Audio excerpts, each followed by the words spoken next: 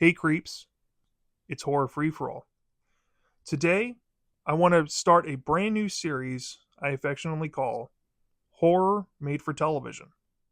Now, this series, unlike other series where, I've talked about discovering anthology or gems from the crypt or Hall of Creeps or what have you, those series seem to be typecasted into things that I'm really into, or they feel like stuff I'm a massive fan of, like Creepshow or Tales from the Crypt. But for this series, Horror Made for Television, I want to keep it broader. And there's different categories that we're going to talk about throughout this series that don't feel like the previous film, and that's going to be fine. Because some films I legit just want to talk about because I saw them as a kid and I have some nostalgia with it or some morbid curiosity to revisit them as an adult. And then some films might just have creators, actors, or what have you involved that are associated with things that I've seen in the past that I really enjoyed that prompted me to want to check the movies out. And I could pick no better movie to start this series off than a film that actually aired when I was in elementary school on the ABC Family Channel.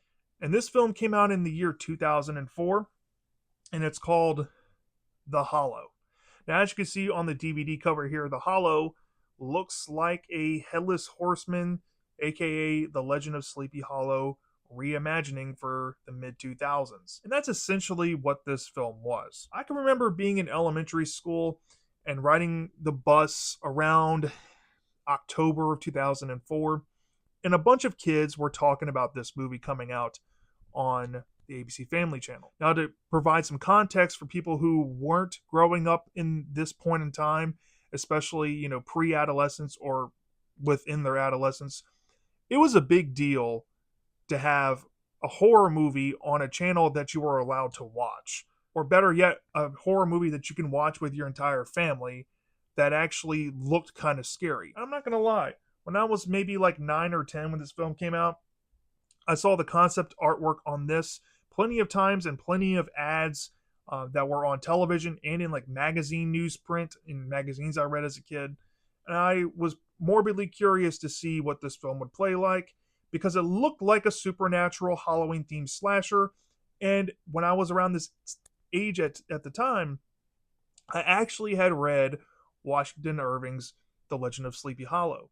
But what I didn't know until I saw the actual trailer for the first time was that it had people that I recognized, like Kaylee Cuoco from Eight Simple Rules, Kevin Zegers, who I recognized from Goosebumps, and more specifically, Airbud, which was one of my favorite childhood movies, and Nick Carter from the Backstreet Boys. But just looking at the top billing here, you should understand that this was a very hype movie for young kids at this time. And I totally understand that The Hollow has historically gotten a lot of shit on the internet because of the quality of the movie, because of perhaps the production studio behind it, and even the DVD label release, First Look Media being attached to it, has its own underground stigma with it.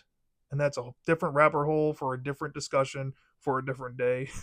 But, anyways, The Hollow, not a lot of people know this about this movie. Of course, you have the DVD here, which obviously is going to be the most accessible version for everyone out there. This is the quote unquote R rated cut that was, released to the masses on physical media. However, I remember watching the ABC Family cut, and supposedly there is a fabled Sci Fi Channel cut out there with, some mild differences to the ABC Family cut.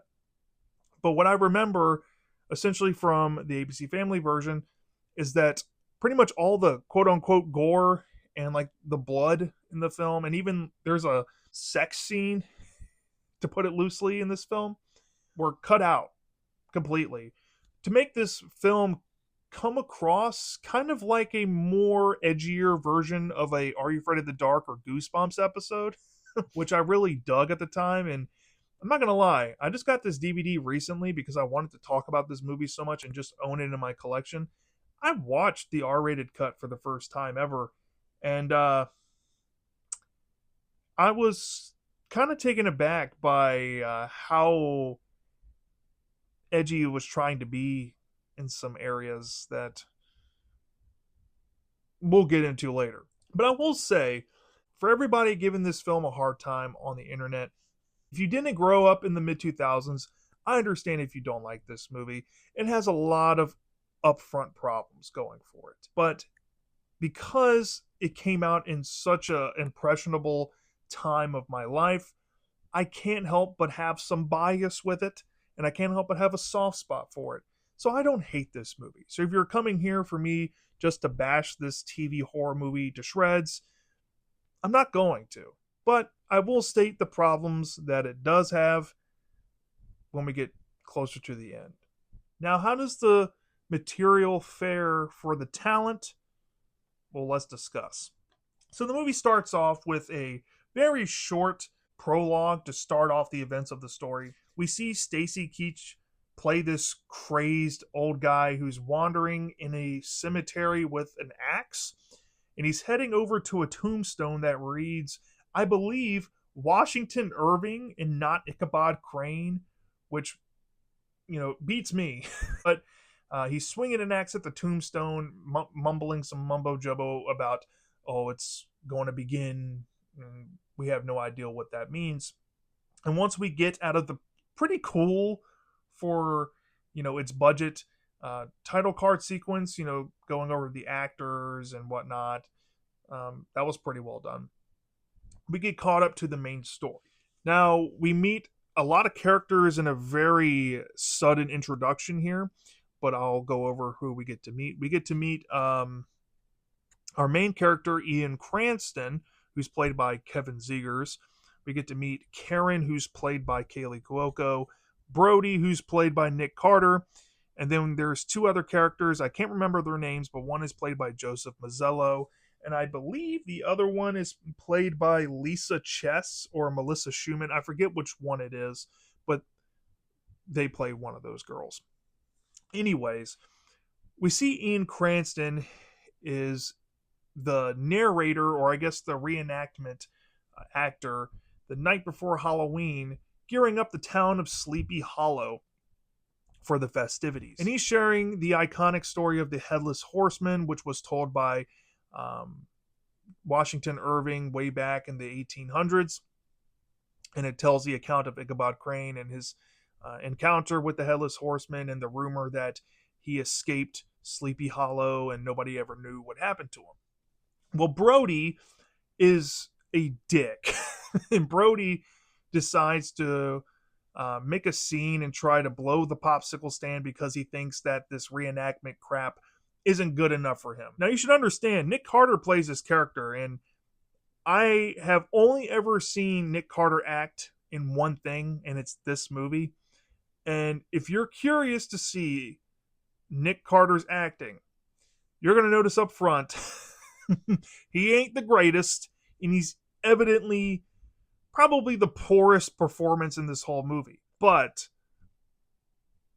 it's kind of like a so bad it's good thing as you continue on in the film. So don't click off the movie just yet when you see his acting, all right? But anyways, Brody tries to coax this girl named Karen, played by Kaley Cuoco, who I think he's implied to have a relationship or at least a history with, and she doesn't want anything to do with him because she thinks he's a jerk, and I guess she's put a pause on the relationship or maybe taken a break with him, and he's pissed, and he decides to gather up Joseph Mazzello's character and the girl that he's with and go off and do some exploring and try to have some fun because the night is lame because everybody in town is just sitting listening to this guy Ian blabber on about a story they've heard 1,000 times. So Brody, wanders off into a nearby cemetery himself, and he's telling Joseph Mazzello's character and the girl that he's with that, this is Sleepy Hollow. It's Halloween tomorrow. They should be doing something more fun and more immersive with the town's history, with the Headless Horseman, and there's a lot of opportunity to have some genuine fun and scares. And this town isn't doing anything with it. They're just doing lame, haunted hay rides and what have you, and all of it's fake. And Brody thinks that he can do better.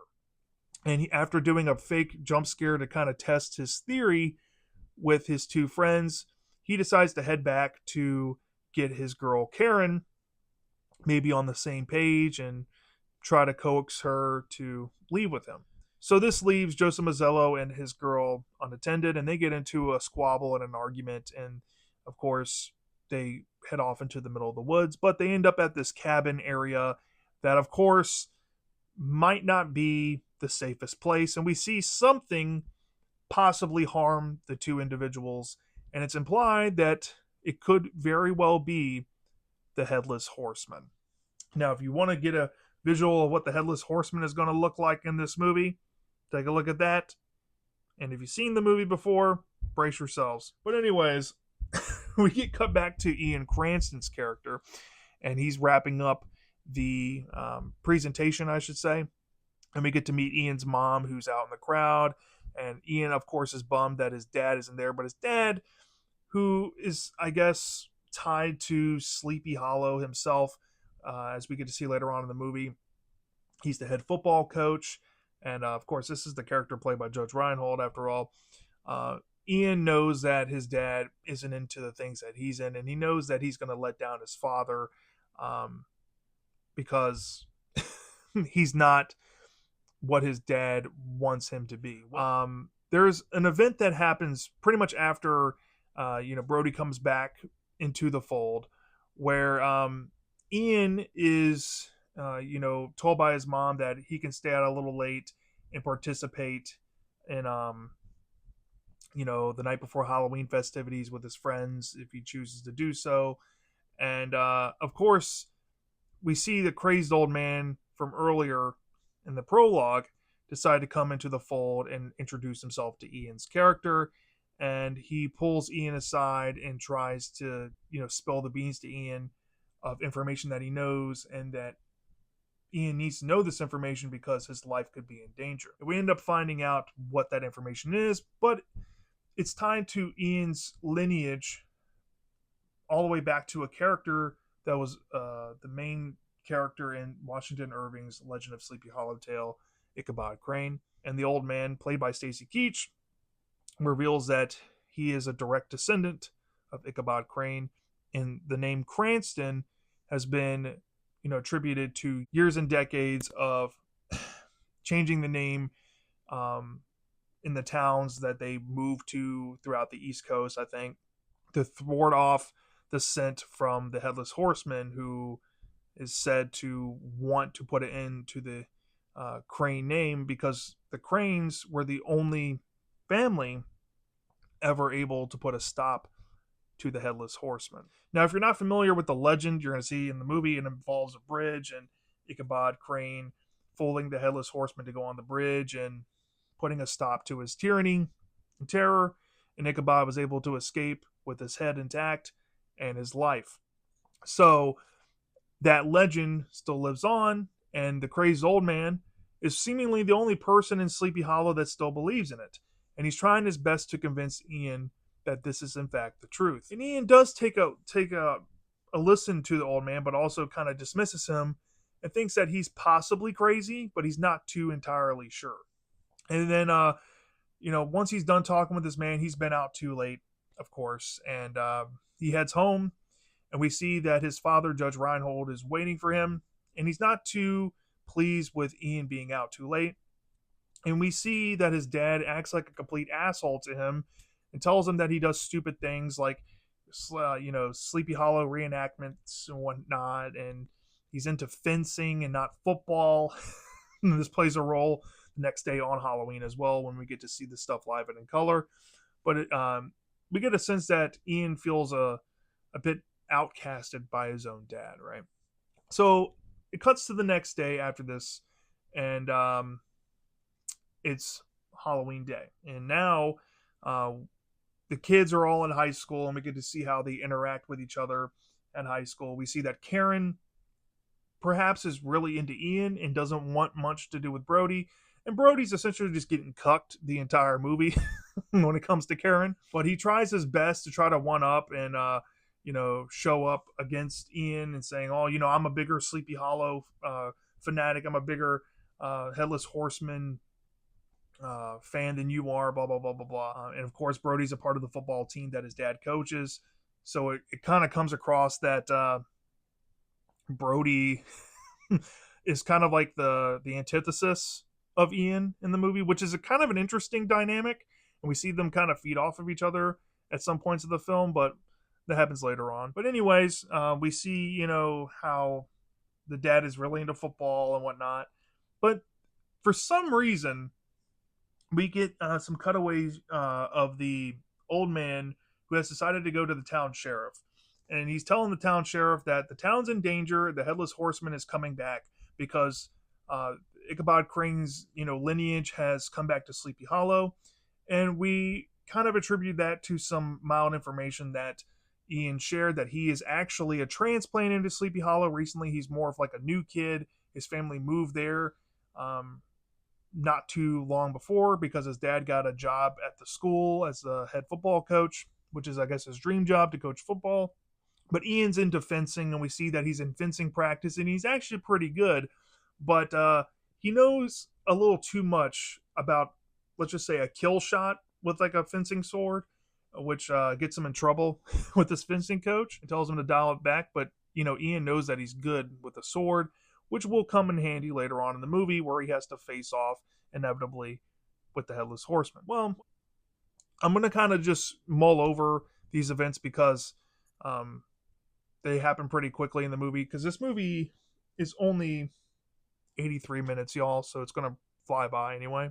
So once we get out of the high school part of the film and we get actually into Halloween night here, we see that Ian's parents are going to be staying at his house, handing out candy to trick or treaters, and Ian's going to be helping the town and the organizers and volunteers involved with this hayride through the actual place where Ichabod Crane was said to have taken his fable ride, and it met the Headless Horseman, and he's going to be like the tour guide essentially. So he's giving the entire town prepared for the ride and giving them educational course, and as the ride starts, he's telling them each individual place, like, this would have been the path that Ichabod would have taken, so on, so on. And we see that Karen herself has become a reenactment actor out in the woods. But unbeknownst to everybody, shit's about to hit the fan. And it all begins with the old man and the sheriff. The old man decides to make another scene with the sheriff because the sheriff is there looking over the town as they're getting prepared for this excursion out in the woods. And the old man is telling him that the Headless Horseman's out there, so he essentially gets arrested, I think, and taken off. But we see something happen to the sheriff that implies that this Headless Horseman might actually be real, and this old man isn't as crazy as he is. But anyways, we also see two random teenagers who are, I guess, the only way to see them, because you don't see much of them in the ABC Family cut from memory, but in this DVD version here, you have these two random horny teens who go off, I guess, into the same abandoned house that Joseph Mazzello's character and that blonde chick did earlier. And there's a scene, and I shit you not, it's very reminiscent to a film that I've seen in recent memory called Dark Ride, where a girl is receiving oral fellatio from a gentleman, and he gets beheaded off screen, but we see her pick up his head. And she, of course, freaks out, and we see that she runs away, and she ends up nearby the hayride that is led by Ian Cranston's character.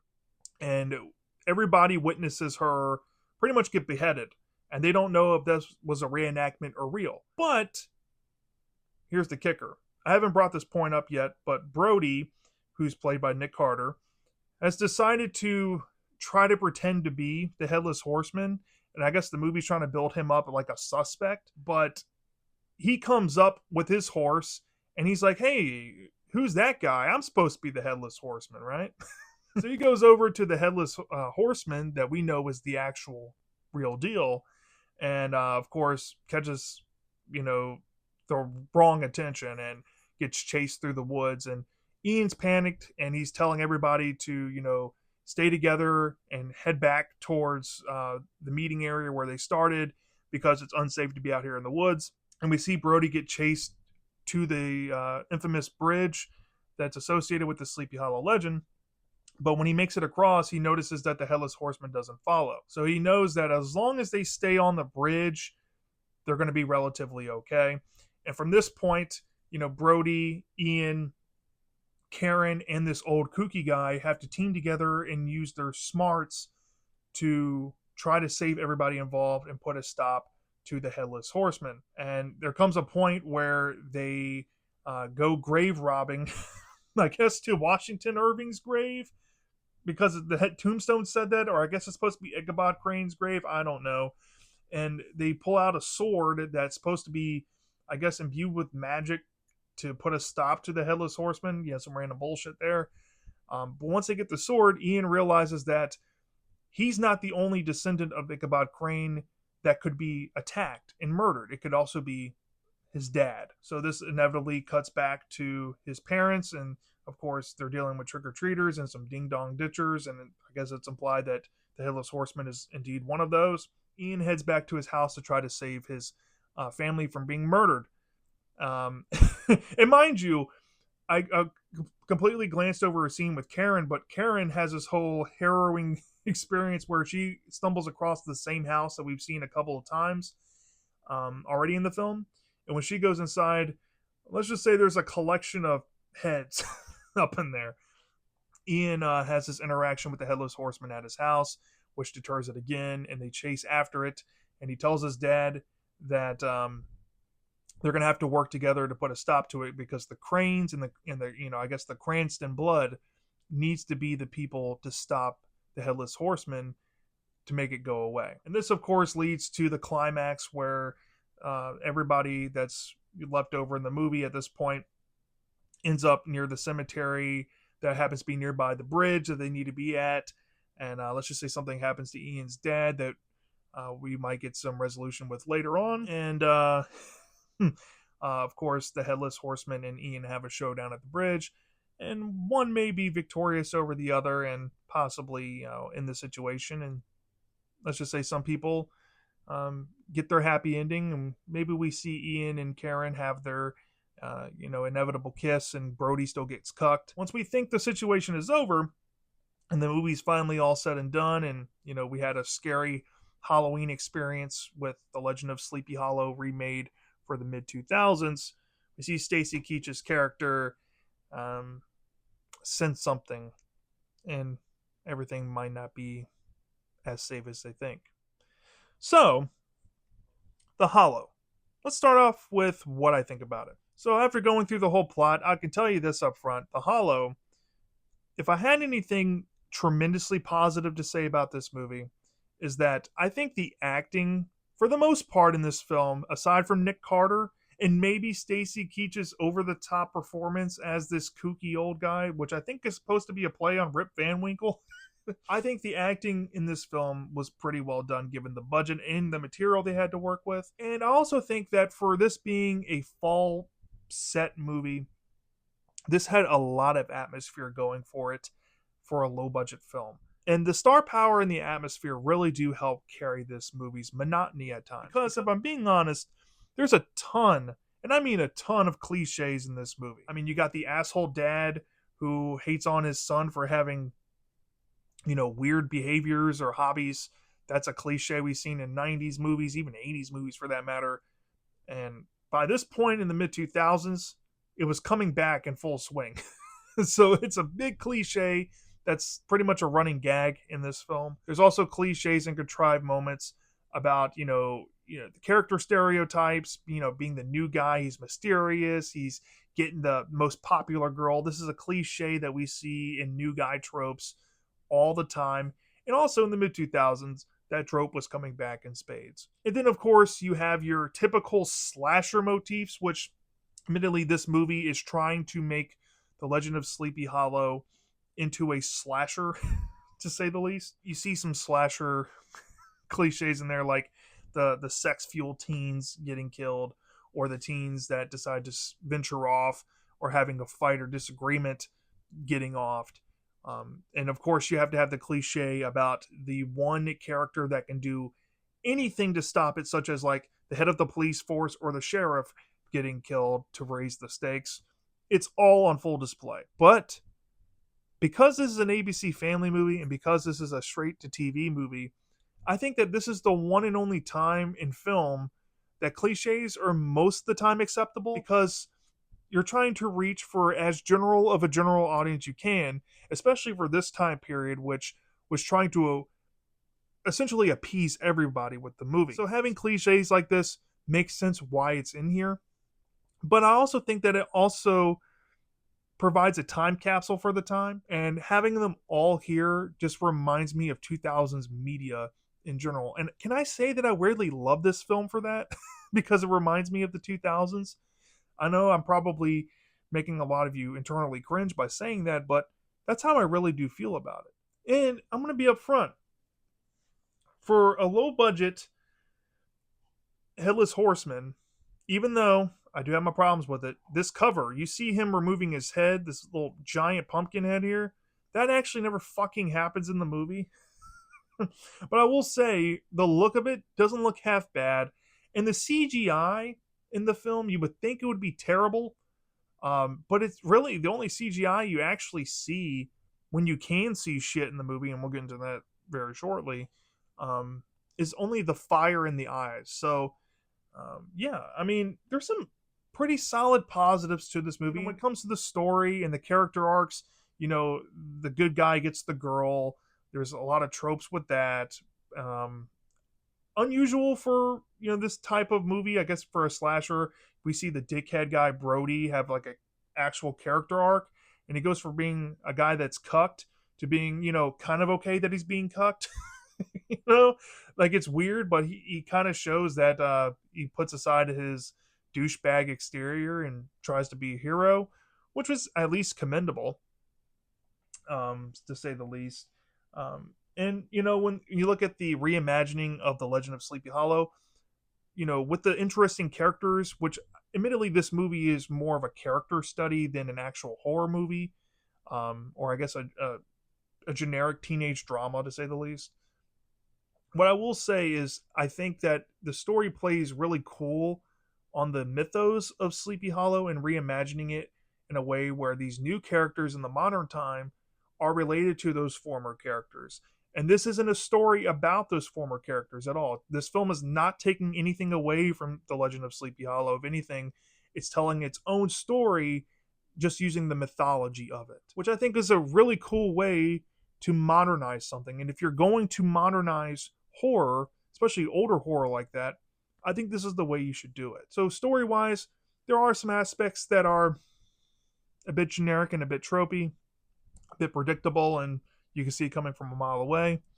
But in terms of execution, there's nothing too hateable here. But when we get to the negatives, I think where this movie is really going to piss a lot of people off is how monotonously boring and low of a body count this supernatural slasher really imbues. This movie does kind of drag, and it takes a while to get to the fun part and the spectacle, which this movie, just to put it into one little nutshell, is essentially a spectacle movie. You know that this event is going to be happening, and when we see the movie begin, we are just waiting through time until it happens.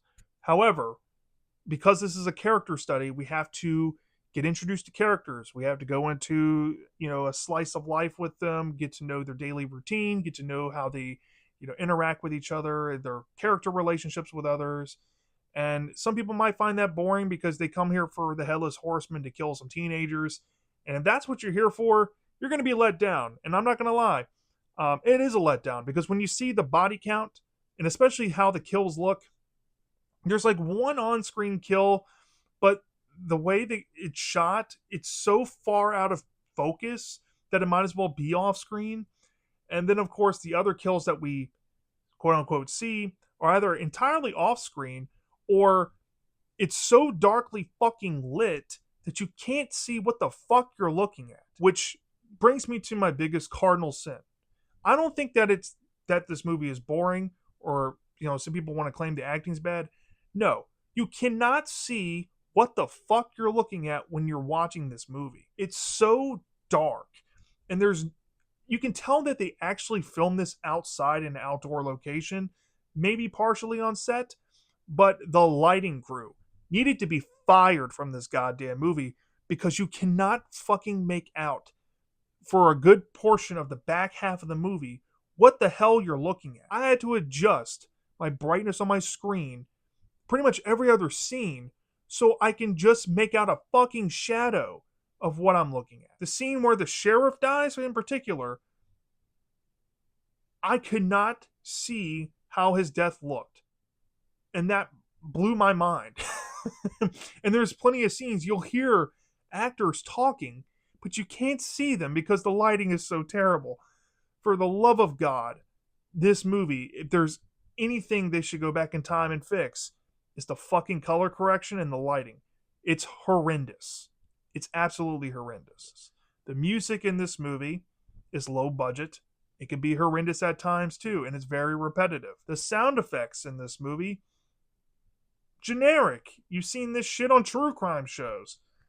It's in this movie. And when we get down to the operations of the Headless Horseman, the Headless Horseman never takes his goddamn pumpkin head off. And I'm assuming that's because of budget, and they couldn't possibly pull off a good look with that. But even then, the pumpkin head, which should be the star attraction, is a bit too weird for my liking. I don't think that's a good thing going for it, and it's so obscenely big on this actor that it's kind of goofy looking. And this feeds to, I guess, the new mythology that they add into it with like this sword shit. I guess we're getting negatives into negatives about the story now to kind of end it off here before I get into my final thoughts. The whole sword angle and the grave robbing element with this old man should not have been in the fucking movie because it was rendered a useless plot point by the climax. When Ian tries to use the sword against the Headless Horseman, it's no fucking use. So why did we go through all this trouble to have this a part of the story if it means jack shit by the end? Not to mention, there are some really fucking dumb moments in this movie in terms of the story here as well. There's a whole subplot of the father, played by Judge Reinhold, trying to get it on with his wife while watching some TV, while the trick-or-treaters are coming in and out of, scenes with them. But there's a ding-dong ditcher playing a prank on the dad, and it's implied to be the Headless Horseman. Are you meaning to tell me that the Headless Horseman plays Ding Dong Ditch? Are you fucking serious? That shit is dumb as hell. And going back to the last negative with the story, we have Brody. Brody is implied way early on to be a suspect in the killer of this movie. But by the mid portion, when it's obviously shown that it's not fucking Brody, why was that even in the movie? As a matter of fact, it mentions this on the back, and I'm going to read this. It says, determine whether the sword-wielding stalker is the clownish classmate Brody in costume or the Dark Rider himself. If it's truly the Headless Horseman, how do you kill what's already dead? This is clickbait. This is clickbait right here. You'd be fucking fooling everybody to try to set this movie up to be Brody's a legitimate suspect. And the film tries its damnedest to make it look like he could be the killer. But we know it's not him because just how the story unfolds. It's fucking lame. It's really lame. And there's no sugarcoating that. With all those problems, collecting together, I can see why people don't like this movie on the internet. And I can see why people give it like 2 out of 5 stars, 1 out of 5 stars, maybe 2.5. But for me, even with those problems, with my positives attributed to it, I think they kind of balance out for me here. And with that nostalgia bias, I do have a soft spot for this movie, and I'm willing to be nicer to it than I think most people will be. But I have a ceiling with it. I don't think this is a good film, so it's not going to get a 7 out of 10 or a 3.5 out of 5 stars for me whatsoever. But I will give it my highest distinction I could give it, which is a decent, which is a notch below a good, but kind of close. And I gave this film a 3.25 out of 5 stars. For a TV movie standard, I mean, this is one of the better ones from the mid 2000s, if I'm being honest. And, you know, there's far worse TV movies we're probably going to cover in this playlist later on. But I'm going to say this now. The Hollow, I think, does not deserve the crap. And people really should reevaluate this film. Just take it for what it is and what it's representing in the time period that it came out. And just have fun with it. I love it for its own quirks and its own problems. Yes, there's a plenty of them here, but I have a fun time with it each and every time I watch it, and I'm glad I own it in my collection. And I'll always be a defender of this little movie here, which I think is criminally overlooked in the TV horror movie realm. And it's sadly forgotten now, and it sucks, but hopefully this video found you and you're able to remember it, or maybe it piqued your interest to go check it out again.